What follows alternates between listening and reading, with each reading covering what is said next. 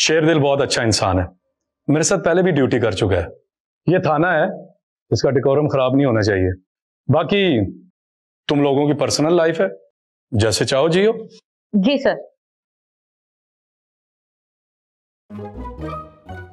अब तुम्हें क्या हुआ? मैंने ऐसे रहने को तो नहीं कहा। चलो हंसो, मुस्कुराओ और दंदियां निकालो, नहीं तो मैं निकालूंगा।